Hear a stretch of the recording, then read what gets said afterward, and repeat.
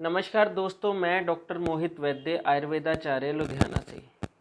दोस्तों, जैसा कि आप सब जानते हैं कि लॉकडाउन में सरकार काफ़ी रियायतें दे चुकी है और हम एक बार फिर से अपनी ज़िंदगी लिव विद कोरोना टैग के साथ स्टार्ट कर चुके हैं। तो इस समय बहुत ज़रूरी है कि हम सरकार द्वारा दिए गए कोविड प्रोटोकॉल्स को फॉलो करें, जैसे कि मास्क पहनना, 2 मीटर की सोशल डिस्टेंसिंग का ध्यान रखना।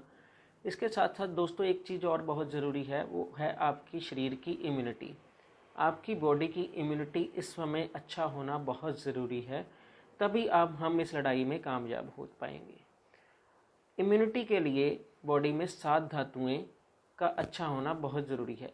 7 धातुएं ही मिलकर बॉडी में ओज को बनाती हैं, ओज जो कि इम्यूनिटी को रिप्रेजेंट करता है। तो सबसे पहली धातु है रस धातु। रस धातु की सही उत्पत्ति आपकी डाइजेशन पे डिपेंड करती है। तो अच्छी इम्यूनिटी के लिए दोस्तों आपकी डाइजेशन का अच्छा होना बहुत ज़रूरी है।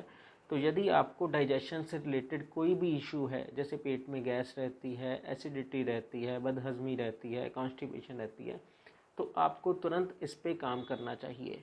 इसके लिए कुछ होम रेमेडीज़ हैं जो आपके डाइजेशन को ठीक रख सकती हैं। जैसे अगर आपके पेट में गैस रहती है तो एक चने के दाने, काले चने के दाने जितने हींग रात को सोते समय गर्म पानी से लेकर आपको इसमें हेल्प हो सकती है।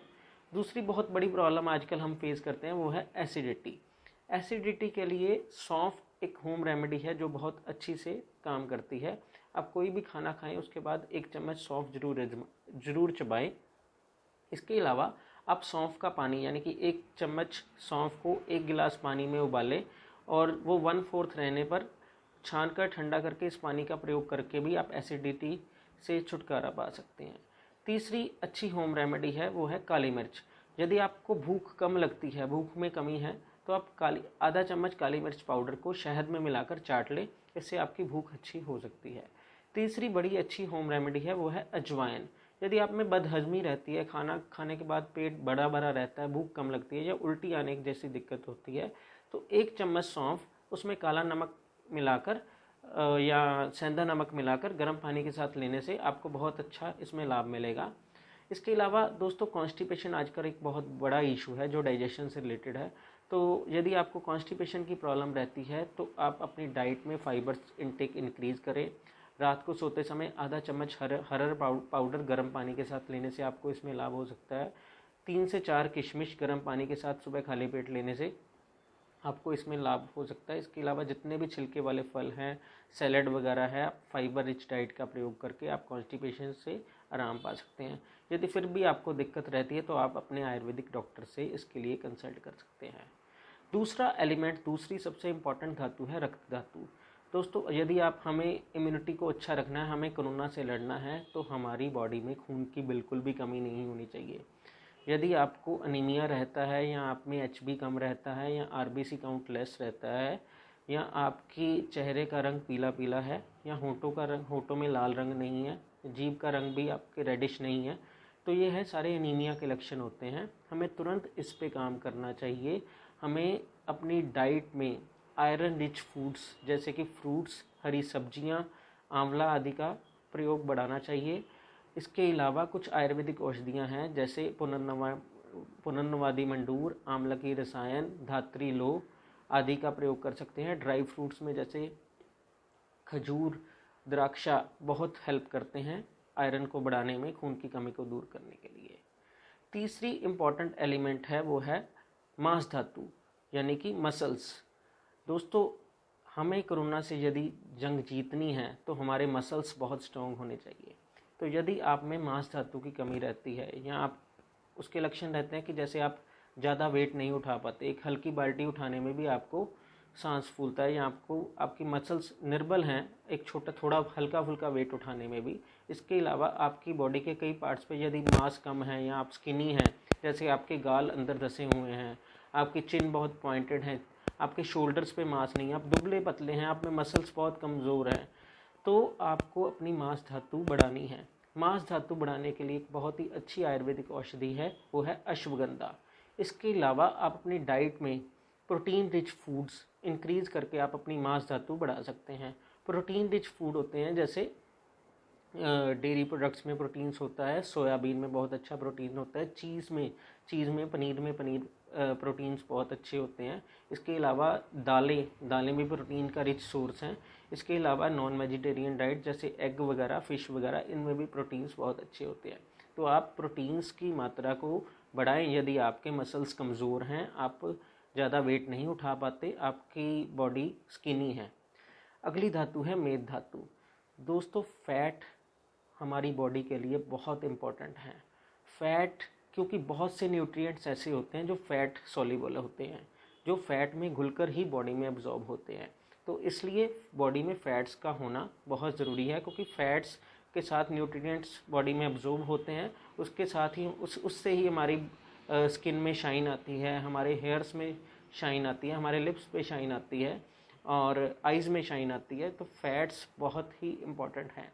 तो यदि आपकी बॉडी में कोई भी फैट से रिलेटेड इशू है, जैसे आपका कोलेस्ट्रॉल हाई रहता है, आप ओवरवेट हैं, तो आपको तुरंत इस पे काम करना चाहिए। इस चीज़ के लिए सबसे इम्पॉर्टेंट है आप अपनी एक्सरसाइज में रूटीन बढ़ाएं। आप रेगुलर एक्सरसाइज करें, वॉक करें।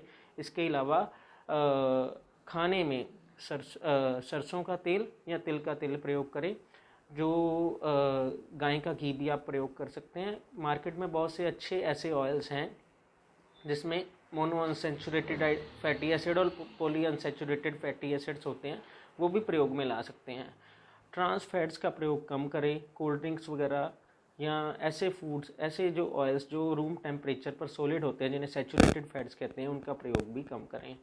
और अपनी रेगुलर एक्सरसाइज रखें। गर्म पानी का प्रयोग करें। कुछ ऐसी आयुर्वेदिक औषधियाँ जैसे मेदोहर गुग्गल, त्रिफला गुग्गल, अर्जुन छाल, त्रिकटु चूर्ण आदि का प्रयोग करके भी आप अपनी फैट्स को कम कर सकते हैं। लहसुन, जो हमारी एक बहुत ही अच्छी होम रेमेडी है, वो भी फैट्स और कोलेस्ट्रॉल को कम करने में हेल्प करती है।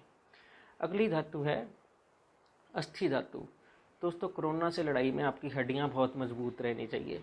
तो यदि आपको कोई भी बोन से रिलेटेड या कैल्शियम रिलेटेड इशू है, आपके हेयर फॉल होता है, आपके नाखून टूट जाते हैं, आपके दांत अपने आप थोड़े थोड़े टूट रहे हैं, या आपको थोड़ी सी चोट लगने से ही फ्रैक्चर की हिस्ट्री रही है, तो इसका लक्षण है कि आपकी हड्डियां कमज़ोर हैं, आपकी बॉडी में कैल्शियम की कमी है। इसके अलावा यदि आपने कभी BMD टेस्ट करवाया हो, उसकी वैल्यू कम आई हो, या आपके ब्लड में कैल्शियम की कमी है, तो आपको अपनी डाइट में कैल्शियम बढ़ाने की बहुत ज़्यादा ज़रूरत है। कैल्शियम हमें डेयरी प्रोडक्ट्स से मिलता है, जैसे दही, दूध इत्यादि से। इसके अलावा कुछ आयुर्वेदिक औषधियाँ हैं जिसमें कैल्शियम बहुत भरपूर मात्रा में रहता है। ये अपने आयुर्वेदिक डॉक्टर की सलाह के साथ आप प्रयोग में ला सकते हैं। ये औषधियाँ हैं जैसे अस्थि श्रृंखला, गोदंती बसम, शंख बसम, मुक्ता शुक्ति इत्यादि। नेक्स्ट धातु है हमारी मज्जा धातु। मज्जा धातु भी दोस्तों एक तरह की फैट है, इस पे मैं ज़्यादा नहीं बोलूँगा, बस फ़र्क इतना है, मज्जा धातु जो है, मज्जा धातु है वो एक फैट है जो हमारी बोन्स के अंदर और दो बोन्स के बीच में होता है। इसे हम इस तरह से ले सकते हैं कि हमारी दो बोन्स के बीच में जो कनेक्टिव टिश्यू है, जो साइनोवियल फ्लूइड है, वो एक तरह से मज्जा धातु है। तो आपको यदि जॉइंट रिलेटेड ऐसा कोई भी डिसऑर्डर है, तो आपको तुरंत इसके लिए अपने डॉक्टर के साथ बात करनी पड़ेगी। नेक्स्ट और लास्ट धातु है शुक्र धातु। शुक्र धातु हमारी फर्टिलिटी को रिप्रेजेंट करती है। तो यदि हमें कोई भी फर्टिलिटी रिलेटेड कोई भी इशू है, तो हमें इसके लिए अपने आयुर्वेदिक डॉक्टर से बात करनी चाहिए। इसके अलावा कुछ हर्ब्स हैं जो हमारी फर्टिलिटी और वाइटैलिटी या विगर को इंक्रीज़ करती हैं। वो हैं अश्वगंधा, कौंच, गोक्षूर, विदारीकंद, शतावरी आदि। आप इनका प्रयोग में लाकर भी आप अपनी फर्टिलिटी को इंक्रीज़ करते हैं। तो दोस्तों, इस तरह से ये 7 धातुएं या 7 एलिमेंट्स हैं जो हमें हमारी इम्यूनिटी बढ़ाने में हेल्प करते हैं।